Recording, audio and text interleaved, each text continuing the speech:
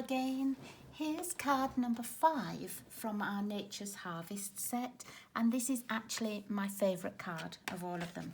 So I saved this one till last. In your pack you have 2 little pieces of designer series paper. You have a circle, a scalloped circle in Cajun Craze, a couple of pieces for sentiments, a little piece of seam binding white ribbon, a white piece for the inside, 2 early espresso pieces, a crumb cake base and an envelope. And the base is just half a piece of card as usual. It's just 5.5 by 8.5, scored at 4 1/4. And I'm just going to push that down with my bone folder. Now I have pre-prepped some parts of this card so that you don't have to sit and watch me colouring or anything. The early espresso pieces, you have one for the outside and one for the inside. I'm going to do the inside one first. You also have a basic white piece of card. Let's just take that little piece of glue off. There we go. Basic white piece, and I've already stamped mine, and I've chosen this smaller flower here, and I have already coloured it in. It's quite a small image. I found it a little bit too small to do with my blends, so I coloured mine with my Stampin' Right markers, and I just used my Old Olive and my Calypso Coral, which is just a little, this is the Cajun Craze. Can you see it's a little bit lighter than Cajun Craze, but they do go together. And the thing about Stampin' Right markers is you can refill them. They're made from the same ink as our ink pads, and you can just take out, oh, wrong side, Diane. You take out this part of the nib with a pair of tweezers, drop a couple of ink drops from the refill bottle, put the nib back in. So I love these because they are refillable. Our blends are not. Once blends are empty, that's it. They're sort of a finished item. But the Stampin' Right markers, you can certainly refill. Okay, so I'm just going to get this piece ready. Let's attach that to the inside. I'm going to put it on the early espresso. And I love how these colours all go together. I'll pop that one onto the inside as well. Oops. Pop it in here. Oh, now I've got glue on my finger. There we are. Okay, and then we're going to work on the front. So I'm just going to put the front piece of early espresso to one side. And you've got your 2 pieces of designer series paper. I'm using the brown side on both of them. They're both cut exactly the same size, and I've just marked 2 little marks on mine. And this is going to be the front. So at the right hand side here, you measure down 1.5 inches from the top and just put a little pencil mark. Then, holding it so that this piece is at the right hand side again, from the bottom you measure up 2.25 inches and put a little mark. And we're going to cut those on the paper trimmer by putting the 2 marks into this little groove here. If you don't have a paper trimmer that does this, or you can't line them up very easily, you could cut it with a pair of scissors. You could draw a line with a ruler and cut. I'm cutting both pieces of designer series paper at the same time. Okay, so you get 2 pieces that have a slant on them or an angle on them. I'm going to get my eraser and just get rid of those little pencil marks if you can see them. So I can see one here, and the other one is right on the edge there. Okay, now you only actually need 2 of these pieces. So the other pieces you can make a different card with. You know, you can use the same layout. You don't have all the pieces to make a second card, but you can make yourself a second piece. And then just choose which way round you're going to put them. So You see you've got one of each of the pieces of designer series paper for each of the fronts. So I'm going to put these ones away, make a second card another time, and I'm going to use this combination.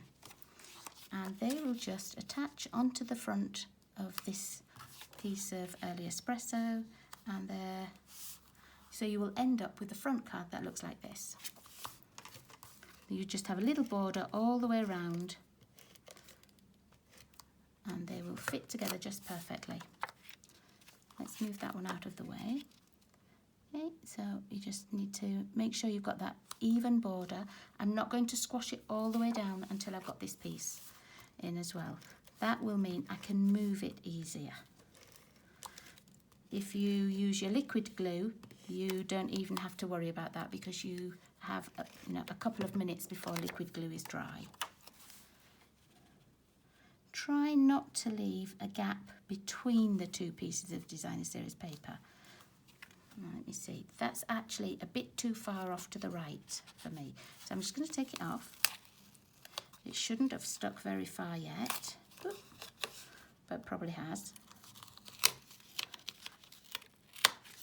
I didn't like the sound of that piece ripping, but you won't see it. And that's the beauty of not squashing this tape down too fast. So let me try again. It was just the left and right that I didn't feel were as evenly spaced as they could have been.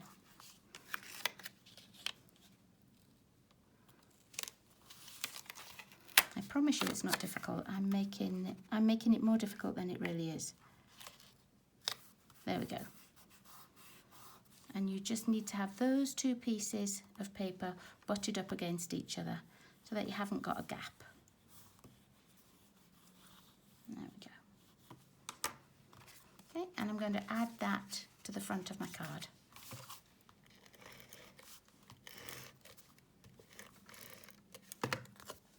If you do have a piece of paper that's stuck down on card, or a piece of card and you're finding it difficult to remove it, you can always use your heat tool and warm it up from the back, or you can use dental floss and sort of saw the dental floss down the card.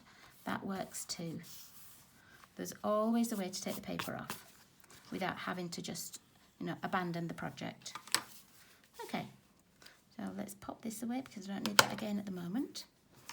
Now, in your pack as well, you had two circles, a scalloped circle, which is going to be the backing layer, and the smaller white circle. So these are going to fit on the front. I've used that same small flower design. This does fit on as well, but I've used this same small flower one, and it's pre-coloured. And this is going to be our image for the front. So I'm going to attach that together.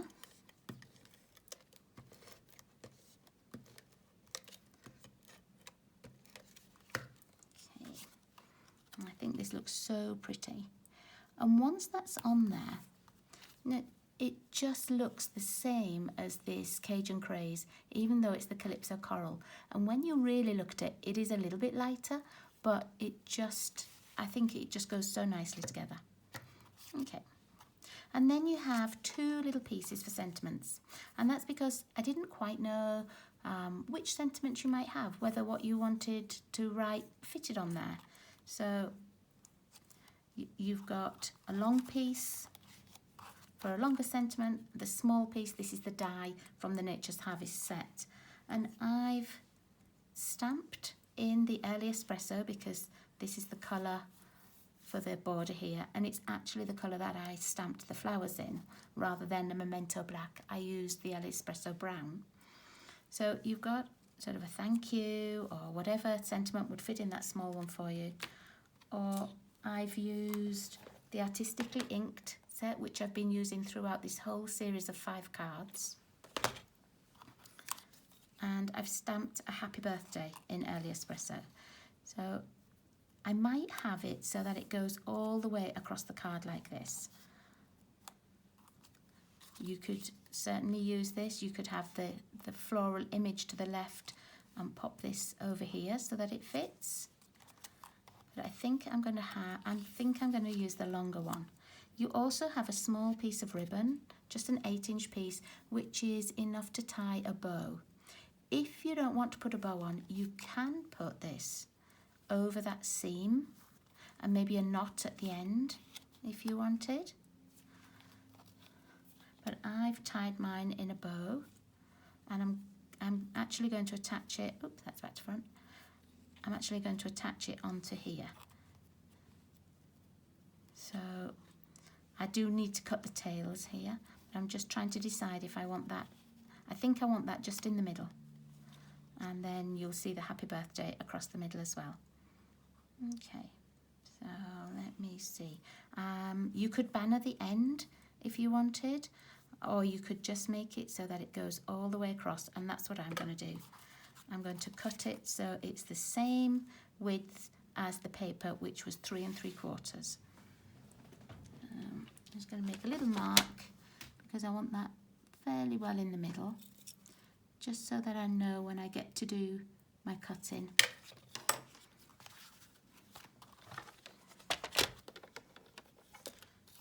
I'm just going to line up that little mark in my track, take that piece off, and then line up the other mark in my track and just check that it is 3 3/4.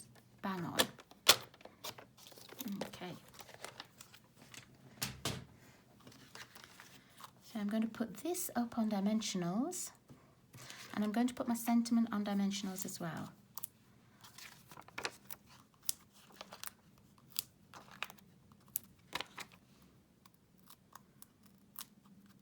You've probably seen on some of my Facebook pages that I made this design of card a couple of months ago, and I've really enjoyed using it. I've made so many cards with it. It's such a fun little layout and so easy. Once you've got those measurements and you cut along your paper, it's really simple. If you wanted to cut it differently, you could just cut it half and half. So you had half of this design and half of this cut horizontally, or even 1/3 and 2/3. That would work as well. Let's see how much of this I want. I'm not going to use the corner because it's a little bit wide, but I'm just going to use one of these pieces. Cut it off there. I think the dimensionals, it's great for things like this, these little edge pieces. And I know when I first started buying these and stamping, I thought the edge pieces weren't any good for anything.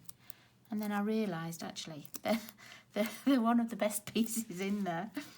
I don't know how many pieces I abandoned or threw away, but I don't throw them away anymore.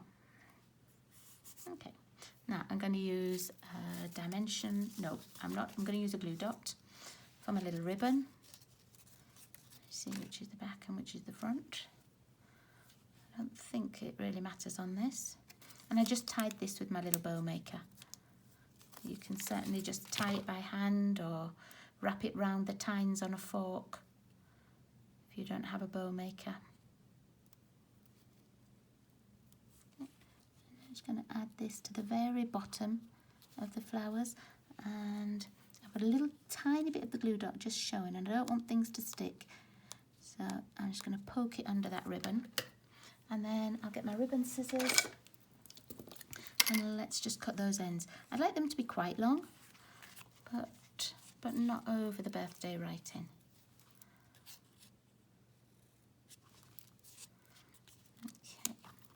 Now you've probably seen me dye this ribbon before.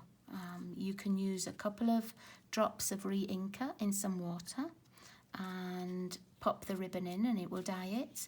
Or I find the best way to do it is to use our stamping blends. And I'll just quickly show you in case you want your ribbon to be a different colour. So all you do is you get your stamping blend. I use the thick end and I just colour on top, and it's dry just about straight away. Whoops, I didn't mean to colour on there though. It's just about dry straight away, and then it will match your card with any colour you need. Okay, so there is the 5th card. You could add little rhinestones and things if you wanted extra, but honestly I think the paper and everything is so beautiful, I don't think you need much bling on it. So that's the 5th card in the class. I hope you've enjoyed watching them, and I hope you've given them all a go, and that you'll use the templates again another time. Thanks so much everybody. I'll see you all again really soon. Bye bye.